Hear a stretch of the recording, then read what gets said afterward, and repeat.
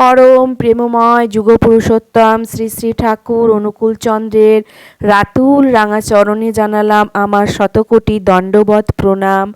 আমার ভক্তপ্রাণদাতা ভাই বোন মা সকলকে জানালাম জয় গুরু। আশা করব ঠাকুরের কৃপায় আপনারা সকলে ভালো আছেন, সুস্থ আছেন। নিমেষেই বিপদ থেকে উদ্ধার পেতে হলে এই মহামন্ত্র অতি অবশ্যই কিন্তু আপনাদের জানতে হবে।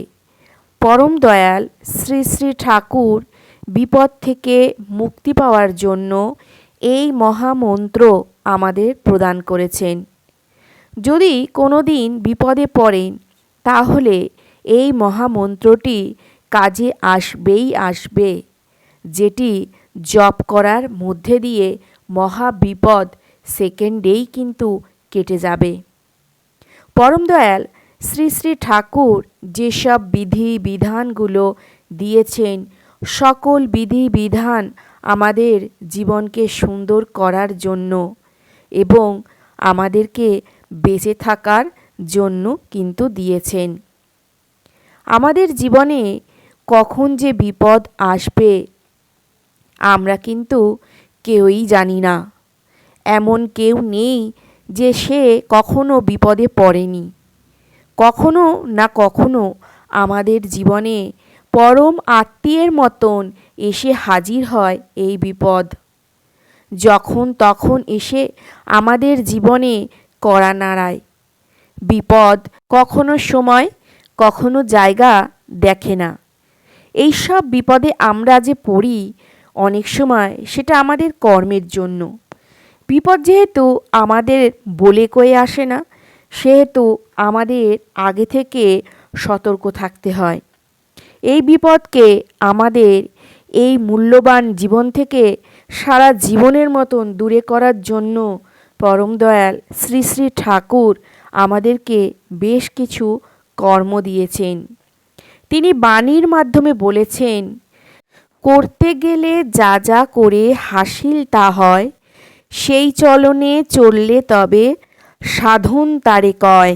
যেটা করলে যেমনভাবে করলে সমস্ত বিপদ থেকে মুক্তি লাভ করা যায়, যদি আমরা সেই কর্ম বা কাজগুলো না করি তাহলে সেটা আমরা কখনোই কিন্তু লাভ করতে পারবো না। এটা যত তাড়াতাড়ি আমরা বুঝতে পারবো ততই আমাদের জন্য মঙ্গল। সাধ হবে তোর যেমন তোদের সাধনাও তেমনই, দুঃখ বাধা হটিয়ে দিয়ে সিদ্ধিও পাবি অমনি। জীবনে দুঃখ বাধা সমস্ত কিছু হটে গিয়ে মহাসিদ্ধি আপনারা লাভ করতে পারবেন, যেমন আপনারা কর্ম করবেন। তাই তিনি প্রথম যে কর্মের কথা বললেন সেটা হলো আমাদের কাজ করতে হবে, আমাদের কর্ম করতে হবে। সৎ দীক্ষা তুই এখন নে, ইষ্টেতে রাখ সম্প্রীতি, মরণ তরণ এনাম জপে, কাটেই অকাল জমভীতি।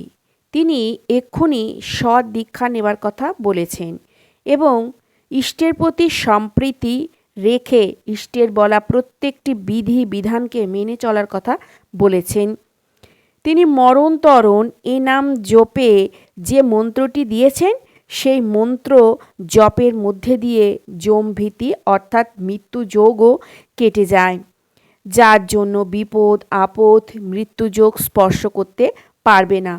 তাহলে চলুন আমাদের প্রথম যে কাজ করতে হবে সেটা হলো তার সৎ দীক্ষা গ্রহণ করা এবং তার বলা প্রত্যেকটি বিধি বিধান মেনে চলা।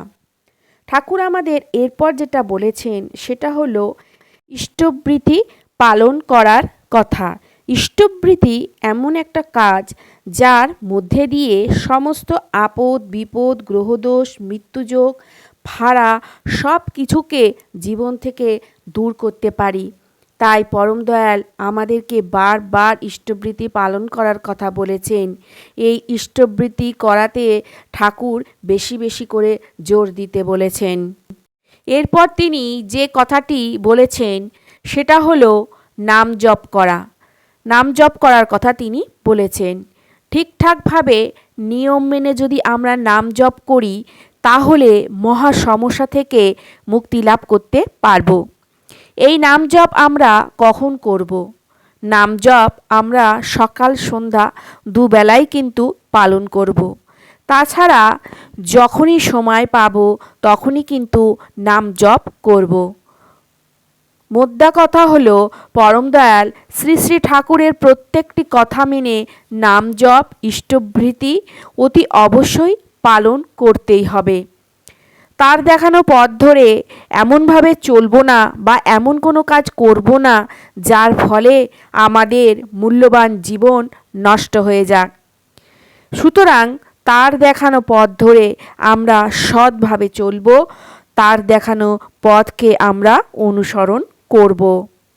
সব সময় চেষ্টা করব মনের মধ্যে যে হিংসা বিদ্বেষ আছে সেগুলিকে কাটিয়ে ওঠার, সব সময় সৎ কর্ম করার, সৎ পথে চলার, কুকর্ম থেকে নিজেদেরকে দূরে সরিয়ে আমাদের সঠিক কর্ম করতে হবে।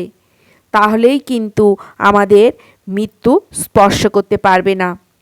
আমাদের কর্মের মধ্যে দিয়ে কিন্তু কর্মফল আসে এবং এই কর্মফলই কিন্তু আমাদের মৃত্যুর দিকে ঠেলে দেয়।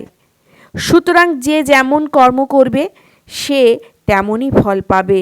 কেউ কুকর্ম করলে তার মৃত্যুর দিকে নিয়ে যায়, আর ভালো কর্ম করলে তাকে তার সাথে সবসময় কিন্তু ভালোই হয়। পরম দয়াল শ্রী শ্রী ঠাকুর তাই আমাদের বারবার নাম জপ করার কথা বলেছেন। এছাড়াও তিনি আমাদের দীক্ষা নেওয়ার সময় যে বীজ মন্ত্র দিয়েছেন সেই বীজ মন্ত্র জপ অতি অবশ্যই কিন্তু পালন করার কথা বলেছেন। এই বীজ মন্ত্র জপের মধ্যে দিয়ে আপদ, যে সমস্ত বিপদ গ্রহদোষ রয়েছে সেগুলো কিন্তু কেটে যাবে। প্রতিদিন ব্রহ্ম মুহূর্তে ঘুম থেকে উঠে নাম জপ ইষ্টবৃতি পালন করবেন। এরপর সময় মতন প্রার্থনা করবেন। দেখবেন এই যে বড় বড় বিপদ আমাদের জীবনে যখন তখন এসে হাজির হয়, সেই বিপদ আপনাদেরকে স্পর্শ করতে পারবে না।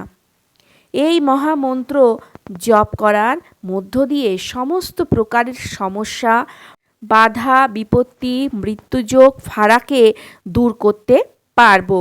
তাই আমরা প্রত্যেকে সব সময় উঠতে বসতে শুতে জাগতে জপ করব।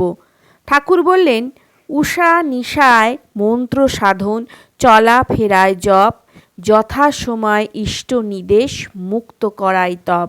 অর্থাৎ উষা নিশায় আমরা জপ করব, চলাফেরার মধ্যে আমরা জপ করব। তিনি যে যে কর্মগুলো করার কথা বলেছেন সেগুলো যথাসময় পালন করব এবং সেগুলোকে তপস্যার মতন মুক্ত করে তুলব। এইভাবেই পরম দয়াল শ্রী শ্রী ঠাকুরকে সন্তুষ্ট করতে পারব। এরপর তিনি যে বিশেষ কর্মের কথা বলেছেন সেটা হলো, তুই মনে করিস ধ্যান জপ যাজন করিস মুখে, কাজে তাদের ফুটিয়ে তুলিস বেশ জীবন সুখের।